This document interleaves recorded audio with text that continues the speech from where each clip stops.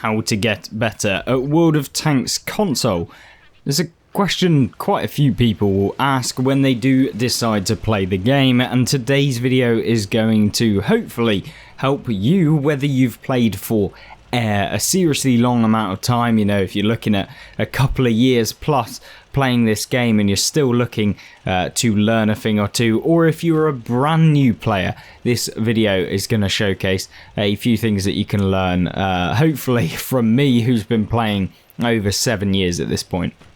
Gameplay in the background is going to highlight a few things as we go through, but it won't be the prime 100% focus of this video. We'll be talking about a few different topics that you can use as well, and also we're going to be taking a highlight of one other game in the second video or second replay within this video. We're going to do 2 replays. This one is going to showcase how you, even in maybe a tank that isn't necessarily the quote-unquote best tank in the game, one that is very much average, I would say, in terms of what people feel like it is, and they often kind of dismiss the Su-122-54, which is the tier 9 from the Soviet tech tree line.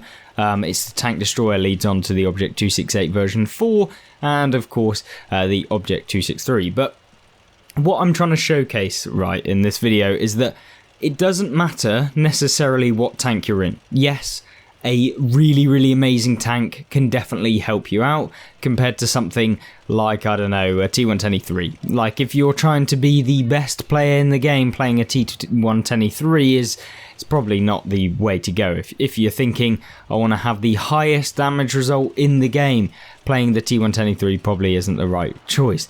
But if you're after that kind of title, then picking a tank is definitely that is appropriate to that, is going to allow you to have those good games. But that's not what this video is about. It's about actually being able to consistently perform regardless of what tank you're in, and you'll be able to use it in every single game that you play, regardless of the tank class, regardless of anything like that. So those are the kind of the disclaimers of this video. This is not a guide as to how to play an exact tank. It is not a guide as to show you how to play the exact tank that you're playing right now and be the best player in it.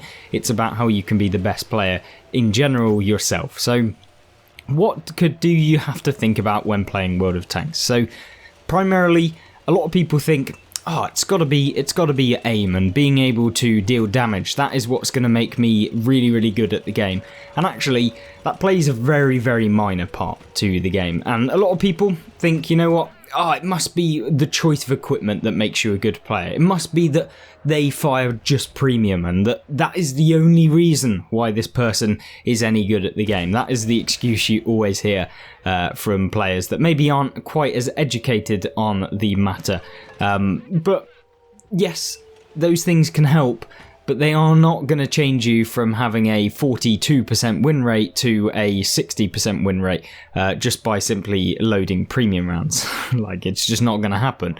The key things that I'm talking about, of course, are positioning and knowing your kind of, in general, the weak points of all of the tanks in the game, knowing the spotting mechanics, and we'll get into that as we go through this video. As you can see here, we are kind of using the tank destroyer in the way it's supposed to be, trying to get some assistance damage, and of course trying to get some actual damage. So I'm thinking in this game, you know what, we've made kind of 2 big plays within this game. So the first one was we took it quite easy. I decided I'm not going to YOLO in. It is a tier 10 game. I am not top tier within this gameplay, so I'm not just going to go and rush in. So first things first, we didn't go into the central position within this map where we currently are straight away.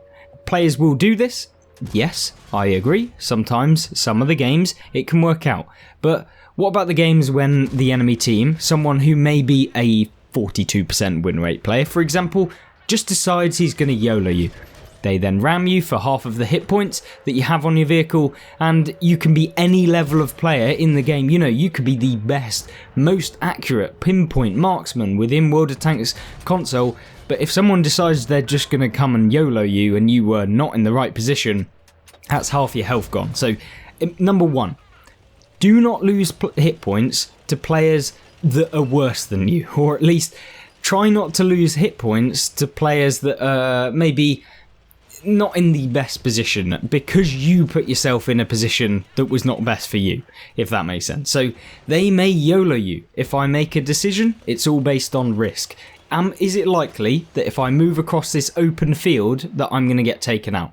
If the answer is yes, then probably don't move across the open field.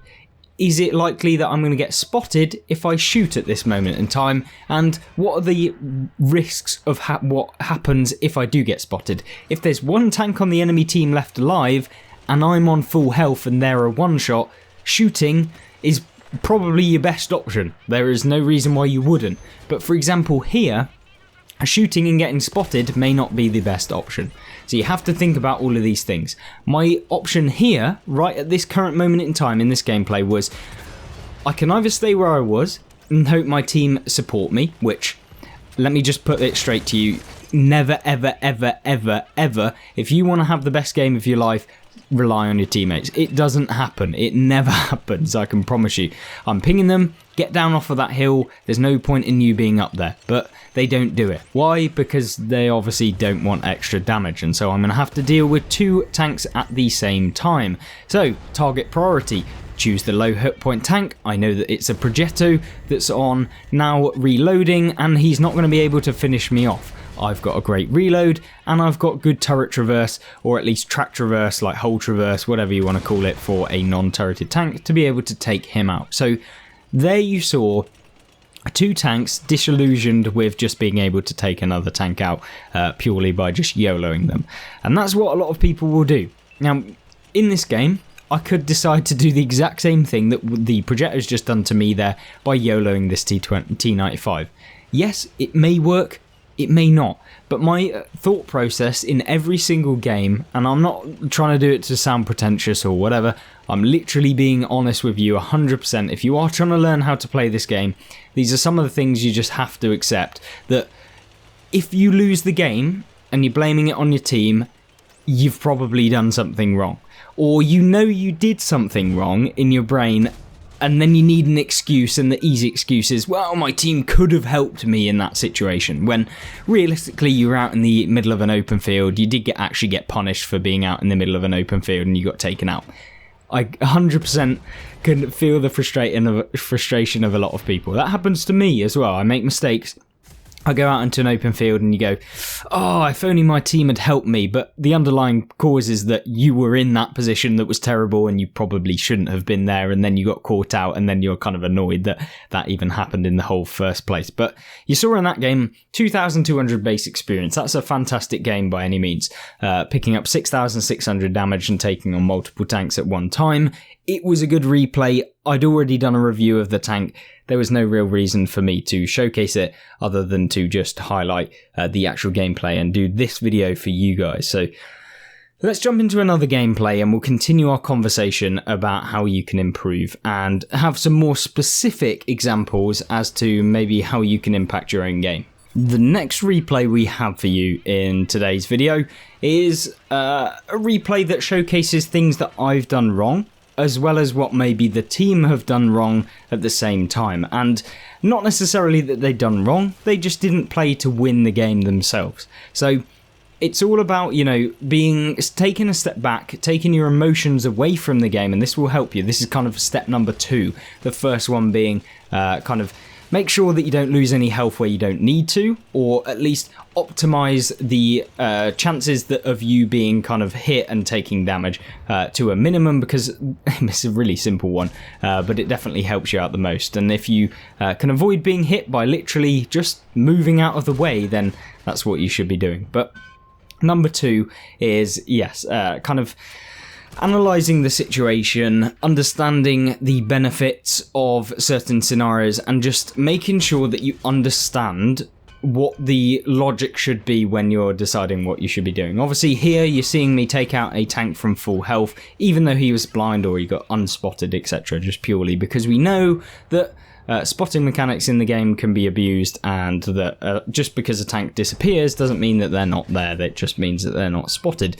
But my key thing is that you've got to be critical, and this is number 2. Every single time that you get taken out in the game, you can usually pin it on one of two things. Either you've maybe put yourself in a position that was bad for your tank. That's number one. That's the usual category for most people having a bad game.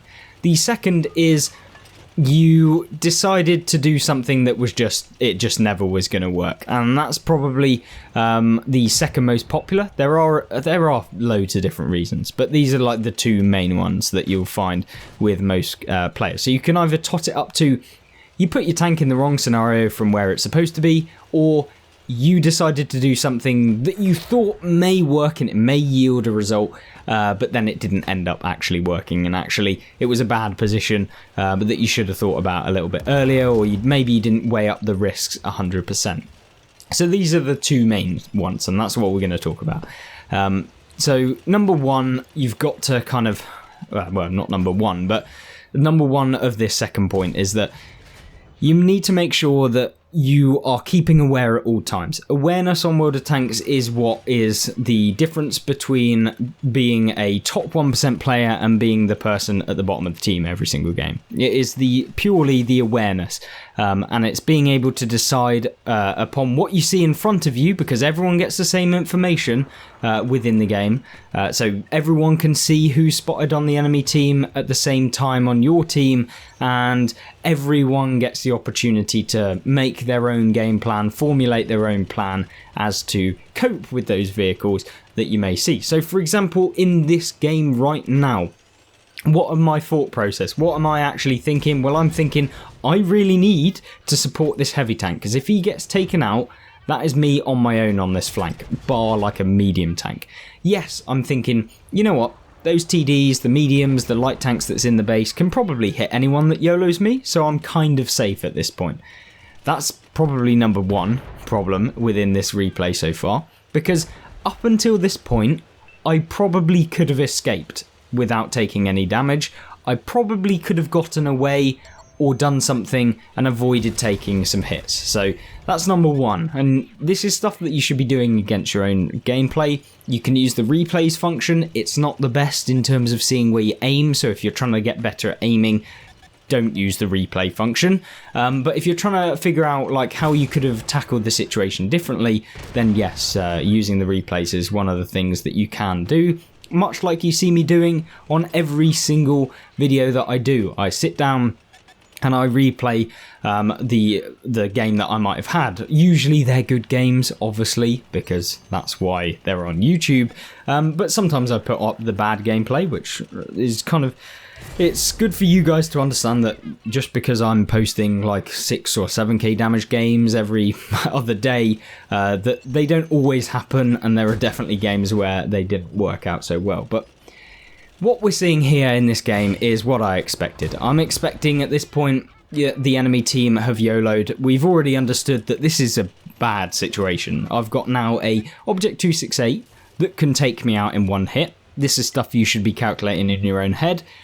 If you should probably kind of read up. I'm not necessarily telling you to sit down and read up on the statistics or the dispersion of a manticore when moving, but as long as you know the rough amount of damage that each of these tanks can do, then you'll definitely have been able to make a good decision. Now, you see me getting really annoyed at the fact that our heavy tanks and the people who are camping in the base are completely oblivious to the fact that there's someone over on the right. And this is why I wanted to kind of showcase this video, because there's some huge problems with the players that are set up here. I'm not going to be stat shaming, I'm literally just purely doing it as a demonstration of what not to do within the game. So you're seeing this guy, he's taken 600 alpha damage hit. He's been hit once, and now he's realised after losing 2/3 of his hit points that there are people to the right.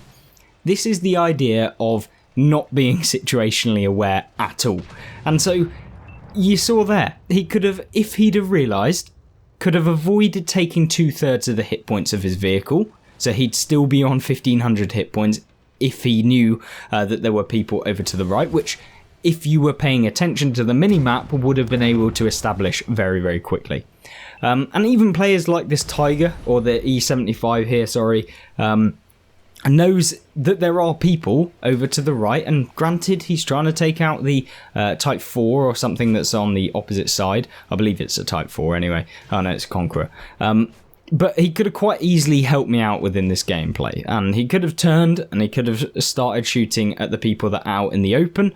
I know that you can hit them from there, and that's because it's a big open field that as soon as someone gets spotted, they can be taken out pretty easily. But unfortunately, people aren't situationally aware. I was not relying on these people, I just expected at least one of them to hit someone to be able to just ease me out of a bad situation that I put myself in. I decided not to move early enough, I decided to try and outlast the storm, and it bit me in the back, or bit me on the backside I should say. And this is all stuff that happens on a regular basis. People just not being aware or not making decisions quickly enough to impact the game and come away with the win. And you see it all the time. For example, I want to kind of highlight some of the things that you could do. This E75, for example, knows that there's someone behind him. He knows that there's people over to the right. And yet he decides to turn all of his armour away from everyone. Not a good idea. At that point, there was no reason why you'd try and move from your position. You basically gave everyone a shot at you, and of course, ended up getting taken away. The guy here in the Death Chariot, for some reason, decided he's going to go and YOLO at this point, having spent the entire game in the base, and then decides and proceeds to move up into this position, knowing full well that the enemy team is behind him and that he's now giving everyone a free shot at his backside. And of course, he's going to get punished for it. There's no real genius in working that one out. It's just the logic of the players that people come up against, and this is the sort of stuff you don't want to be doing. You want to make sure that you aren't like this Death Chariot. You want to make sure that you are going to be aiming at the people who are going to be spotting you, and at the very least, at least looking towards them in that direction, in the general direction of where you're getting hit, because remember, if they get spotted, at least you can deal damage back to them before you get taken out. And these are all of the things that I wanted to highlight within this replay. We will watch another one, actually, for those of you still watching at this point and wanting to learn another couple of things, because that might have gone over some of the ideology that you want to be using, but I feel like I haven't covered enough of the gameplay things that you can do within your own game. Now, the next replay that we've got is El Alamein, and it's on Encounter Battle, and this is something that you should be doing, or analysing yourself when you do decide to kind of go forward in your own games and deciding your plan of action, because this does really impact on how the game goes, because as we mentioned before within the first two replays, where you position yourself dictates how well the game is going to go. For example, if I go out in the middle of an open field, I'm going to get taken out, like we said earlier. However, you also have to know what your tank's strengths are and the weaknesses of the vehicle that you're playing. So, yes, one position might be really, really powerful for a heavy tank with a turret. But if you're not playing in a heavy tank with a turret, you probably shouldn't be going there. And this is really, really simple stuff, but the difference between the best and the worst players in the game is not that they can snapshot people, it's not that you can flick around and you can hit someone using your accuracy. It's about doing everything that you possibly can correctly.